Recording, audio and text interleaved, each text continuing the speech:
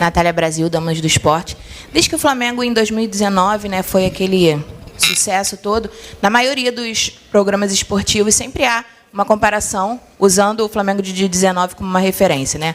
Foi assim com o Atlético Mineiro, Palmeiras, o próprio Botafogo passou por isso, mas hoje o seu Flamengo de 2025, pelos números, é de fato superior ao Flamengo de 2019. Você tem um saldo de gols melhor, você tem mais pontos nesse, até o último jogo da última rodada, você tinha mais saldo de gols, mais pontos nesse mesmo momento da temporada. Eu queria saber se você acha que o seu Flamengo atingiu a maturidade ou se ainda tem a evoluir. Queria que você falasse um pouquinho sobre a sua visão do time nesse momento da temporada.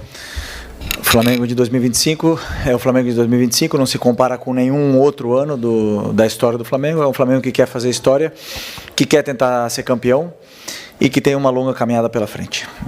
Temos que pensar simplesmente em ganhar os nossos jogos e tentar ganhar o máximo de jogos possível para tentar ficar na frente de todos os adversários para poder ser campeão. Esse é o nosso objetivo, não se comparar com outros anos, nem com outros números, tentar fazer a nossa história. Boa noite, Felipe. Boa noite. Aqui, Sidão Marinho da Litoral News. Queria que você fizesse uma análise da partida de hoje, qual o sentimento que fica após esse empate no gol de pênalti, e também sobre as alterações que você fez. O que você buscou, por exemplo, na saída do Pedro, a entrada do BH, foi porque ele estava cansado, ou uma formatação diferente para essa equipe do Flamengo? Obrigado. Não, o jogo de hoje foi um jogo onde fomos muito superiores. Tivemos muitas chances de fazer gol, um volume muito grande de jogo. Verdade que jogo muito parado, né? Muito parado muitas vezes. É o jogo tipo do jogo que eu não gosto. Mas criamos inúmeras chances e o mais que o suficiente para fazer o primeiro e também para fazer o segundo. E num lance difícil, duvidoso, acabaram empatando, né? O futebol brasileiro é muito complicado, muito difícil, o Campeonato Brasileiro é muito difícil, mas foi um jogo onde realmente merecíamos vencer, merecíamos um resultado melhor. Infelizmente não veio, e levantar a cabeça, pensar na próxima. Sobre as alterações, o Pedro, já estávamos no momento do jogo que eu sentia que o time estava indo para trás, o adversário estava nos pressionando mais, tanto com bola e tanto sem bola, então precisávamos de velocidade, pressão. Por isso que optei por colocar o Bruno. E é isso. Ok. Oi, Felipe, boa noite. Boa noite. A torcida no intervalo xingou muito o árbitro. E eu sei que é a sua postura de não reclamar de arbitragem. Mas a gente sente no time do Flamengo que não tem um jogador, que seja o capitão hoje, que é o Arrascaeta, que vá no árbitro. Falta isso ao time do Flamengo? Existe alguma orientação para os jogadores não irem no árbitro, mesmo em lances que nitidamente a arbitragem errou, como num carrinho do Kahneman, me parece, né, no De La Cruz, que nem falta ele marcou, enquanto ele dá um cartão amarelo para o Léo Ortiz? Não, os jogadores eles falam com o árbitro, só que eles estão tão concentrados em vencer, não é o trabalho deles ir lá brigar com o juiz e ficar reclamando toda hora. Quem tem que fazer o trabalho dele é o juiz, que tem que apitar o que tem que apitar. Né? O que eu sinto realmente é que... o que eu gostaria que colocasse um jogo para o árbitro e corrigissem o que ele faz também. Que ele assistisse, que ele revesse o jogo. As coisas que eles erram. Que eu não tenho muita dúvida se eles fazem isso. E os erros se repetem. Os critérios não se corrigem, os erros se repetem, o jogo fica picotado, chato, 500 mil faltas que não são e critério zero. Isso me decepciona muito, porque o que nós queremos o que nós mais queremos é isso, não se preocupar com o árbitro, não se preocupar com o juiz, pensar simplesmente no jogo. Felipe, Raiza Simplício aqui da Gol Brasil e da revista Placar. Eu queria te perguntar sobre o De La Cruz, né? Ele voltou, já estava à disposição, mas hoje jogando como titular, participou bastante do jogo e deu para perceber que o time parece que sentiu um pouco a saída dele, o meio-campo ali ficou meio aberto com a saída do De La Cruz. Eu queria que você falasse sobre a importância de tê-lo bem fisicamente para o seu time, e a saída dele foi só por uma questão de cansaço ou foi alguma estratégia mesmo? ele pediu para ser substituído. É um jogador que se recuperou, está conseguindo ter uma sequência de treinos, está bem novamente, é um jogador que nos dá muita dinâmica no meio campo, tanto em ataque como em defesa. Um dos pilares dessa equipe também, e muito feliz de tê-lo de volta, né? No momento que ele saiu, e você falou que o meio abriu, realmente estávamos no momento onde o nosso time já estava sofrendo, né? Já estava um pouco, não sofrendo, senão com dificuldade de sair, e não simplesmente pela saída do De La Cruz, senão pelo momento que a equipe estava talvez tentando mais defender o resultado que continuar com as dinâmicas, e aí acabamos sofrendo mais. Felipe, boa noite. Pedro Ramos, da Sintonia Esportiva. Você comentou agora há pouco que no segundo tempo o Grêmio impôs a vocês uma necessidade de ter velocidade e você acabou mexendo pelo Pedro no lugar, colocando o Bruno Henrique. A minha dúvida é se a não utilização de jogadores como Cebolinha, Michael, Juninho, por parte sua, por escolha sua, não traz para a torcida uma sensação de que eles serão de fato inutilizáveis no resto da temporada. Até porque em uma partida onde o Flamengo ganha de 8-0 do Vitória, eles não entrarem é até comum, é esperado talvez. Mas numa partida onde o Flamengo estava sendo pressionado pelo Grêmio 1-1, por que não a utilização, porque a não utilização desses jogadores, por favor, e se também isso é um sinal para a torcida de que no restante da temporada eles não estão nos seus planos também. Obrigado. O Juninho não estava no banco, não poderia entrar. Sim. Sim, o Cebolinha e o Michael, sim, mas eu sinto que os dois jogam na mesma posição, que na posição do Lino. Eu sentia que o Lino está num momento bom, determinante, decisivo, e na minha visão não era falta de perna ou falta daquele momento que o Lino estava abaixo. Para mim não, para mim naquele momento ele estava bem, e também o Arrascaeta, né? Poderia ter tirado o Arrascaeta, mas eu sentia que com bola ele estava sendo muito determinante. Cada vez que a bola chegava nele, ele tem perigo, ele faz a diferença. Então eu optei por deixar os que eu achei que fossem melhor até o final do jogo para poder tentar vencer. Boa noite, Felipe. Léo José, do Coluna do Fla. O Vinha, depois de ficar um bom tempo parado, ele voltou contra o Bragantino, jogou bem, você até elogiou a atuação dele. E a partir dali ele não teve tanta minutagem em comparação com o Ayrton Lucas, por exemplo. Do lado esquerdo você tem o Samuel Lino, o Ayrton Lucas, que são dois jogadores ali que atacam o espaço, que atacam a linha de fundo, mas o Vinha é um pouquinho mais construtor, né, ali por dentro. Qual o motivo de você escalar o Ayrton Lucas e não dar tanta minutagem para o Matias Vinha? Depois do Bragantino, o Vinha jogou contra o Atlético Mineiro. Não sei se foram 2 jogos, né, o do Brasileiro e também da Copa. Depois o Ayrton jogou na Copa e os dois estão muito bem. Depois o Alexandre voltou contra o Inter. O Ayrton Lucas jogou no jogo no Brasileiro contra o Inter, e para mim a disputa tá muito acirrada, o nível está muito alto. Na verdade, o Ayrton fez um jogo contra o Inter espetacular. E como eu falei para vocês na outra coletiva, o Ayrton não começou contra o Vitória porque teve um problema familiar. Para mim, no nível que ele estava jogando e que está jogando, realmente tá complicado de escolher. Então a minha escolha foi opção pelo que eu achava que era melhor para poder vencer o jogo. E os 3 continuam sendo opção muito boas para o treinador poder escolher e ter o lateral de alto nível. Aqui, Felipe, boa noite.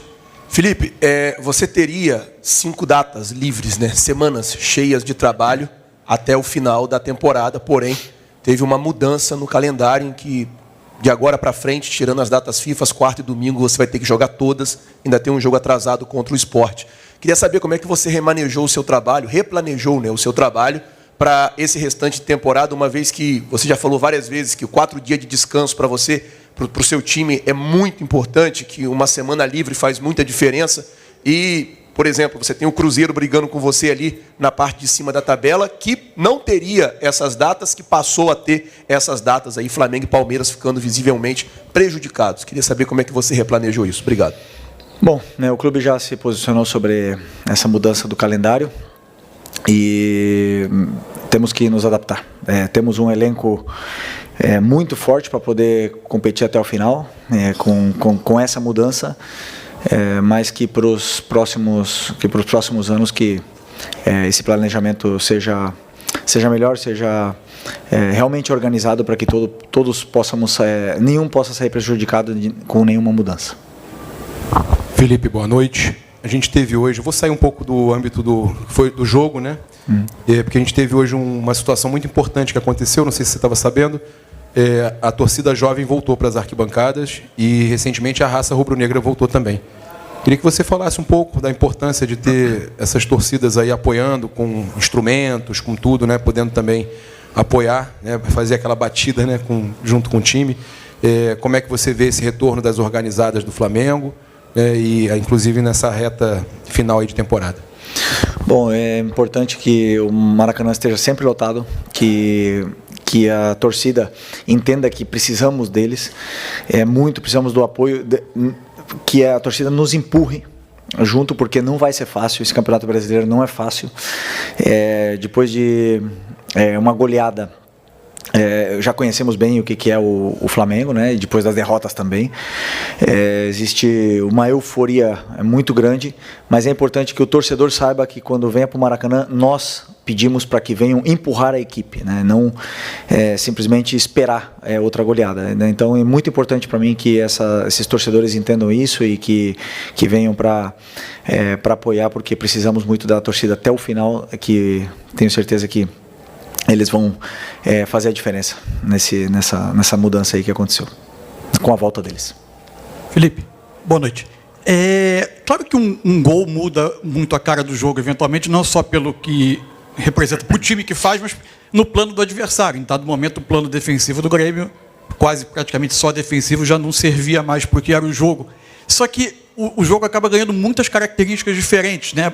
Como é se reprogramar dentro de campo para jogos diferentes que existem dentro de um jogo? Por exemplo, era o tempo todo o jogador do Flamengo provavelmente sabendo que era um jogo que ele retomava a posse de bola, enfrentava uma defesa fechada, um adversário que saía de trás mais com bola longa, saltando a pressão do Flamengo, e de repente o adversário está tentando ficar um pouco mais com a bola, com o Cristaldo, com o Pavão, com o Aravena, tentando ficar um pouco mais com a bola, e aí você precisa tentar pressionar. A sua saída de bola, que não era pressionada, de repente passa a ser pressionada desde o tiro de meta. É difícil passar de um jogo a outro dentro do jogo, e por isso você acha isso é parte do desafio naquela parte final do jogo, que o Flamengo, com a vantagem, teve um pouco mais de dificuldade para gerir o jogo? Não, eu sinto que o Grêmio, a única forma que o Grêmio tinha ou escolheu para tentar machucar a nossa equipe foi com lançamentos em profundidade, na qual controlamos bem quase todas, né? Até mesmo a do pênalti do Ayrton, não ia acontecer nada. Foi uma bola que ia para trás no pé do nosso jogador. Então não estavam machucando, mesmo com essas mudanças e com a forma de jogar. Eu não lembro de ter um chute no gol do Rossi, assim, sinceramente. E nós com bola estávamos com mais facilidades ainda, com exceção do tiro de meta, que é verdade que eles subiram as linhas e pressionaram mais. O tiro de meta é uma bola parada, mas depois, conforme nós tínhamos a bola e o controle, os jogadores estavam até tendo mais facilidade para poder criar jogo e chegar na área do Grêmio com mais facilidade. Depois as escolhas não estavam sendo as melhores e acabava partindo um pouco a equipe, e esse ida e volta começou a acontecer e não nos favorecia, né? E principalmente com esses lançamentos em profundidade que o Grêmio escolheu para tentar machucar a gente. Então, como eu falei, com a construção em si, não estavam machucando muito a nossa equipe, mas sabíamos de todas, treinamos todas as fases, treinamos também a equipe defender em bloco baixo, e até, como eu falei, não lembro da equipe ter sofrido, mas uma fatalidade, aconteceu o pênalti, que foi a única chance que eles tiveram, e com isso o empate. Felipe, boa noite. Eric Viana, do Mundo Bola Flamengo. Depois da goleada contra o Vitória por 8-0, você disse que mesmo numa goleada, toda a partida indica pontos que se possa melhorar e evoluir, enfim. E agora o Flamengo encerra com esse empate aí, a parte pré-data FIFA da temporada, vai ter uma pausa agora. E a minha pergunta é o que fica para melhorar, o que você pode analisar dessa partida que o Flamengo precisa melhorar para a volta da data FIFA, trabalhar bem para voltar mais forte aí da data FIFA. Obrigado. A partir de amanhã começarei a analisar o que foi o nosso jogo, E analiso e aí decido os principais pontos que nossa equipe tem que evoluir. Mas eu repito, o resultado foi 1-1, mas o jogo não diz isso. Nós fizemos muitas coisas boas, fizemos um jogo tanto defensivamente como ofensivamente muito bom, muito mais que suficiente para poder sair daqui com resultado positivo. Então o resultado, ele não me engana. Eu sou muito realista com o que acontece no campo, mas com certeza no 8-0 eu tinha coisas que corrigir e agora nesse jogo também teremos coisas que corrigir, também já visando o próximo jogo contra o Juventude lá na frente. Boa noite, Felipe. Bruna Medeiros, do Desflá. Hoje você tinha 2 desfalques importantes no meio de campo, um deles que já está há mais tempo fora, né, que é o Pulgar, e o outro o Jorginho. Queria saber como você não ter esses 2 jogadores afeta a sua preparação tática para uma partida, já que você é um treinador propositivo, que gosta de jogadores ali que têm essa capacidade. Como afetou o seu estilo de jogo não ter nem no banco essa opção no segundo tempo?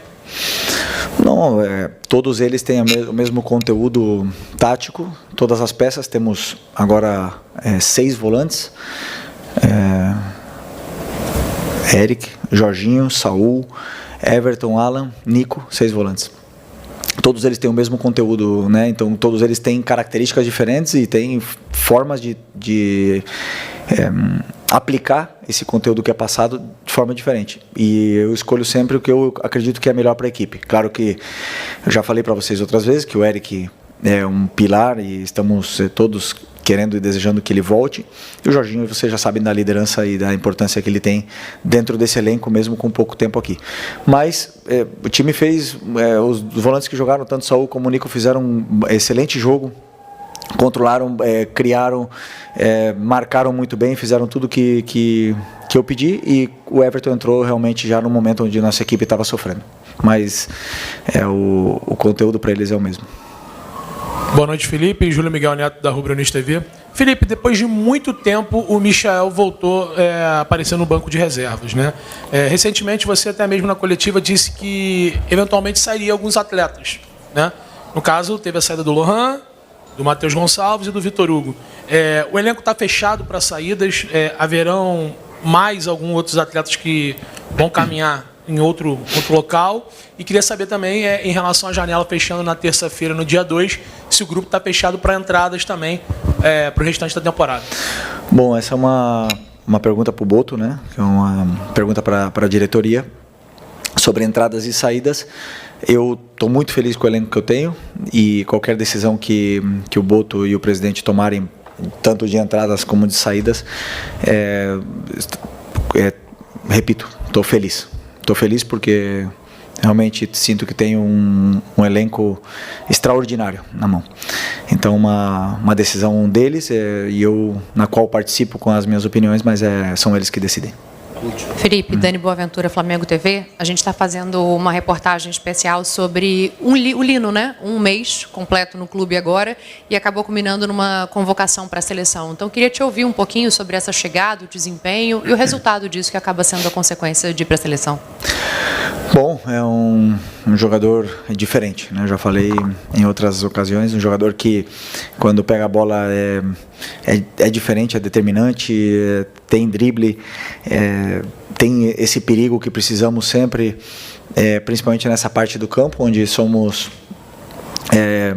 precisamos e geramos tanta vantagem, e é um jogador ainda que tenho certeza que vai evoluir muito e nos vai dar muitas alegrias. Agora foi premiado e coroado com uma convocação para a seleção merecida. Espero que ele vá, jogue no Maracanã, não na Bolívia, e que volte para cá em plenas condições para poder ajudar novamente a equipe. Obrigado. Okay? Boa noite, pessoal. Valeu. Felipe, olha só, pessoal, depois a gente coloca a nossa programação, tá?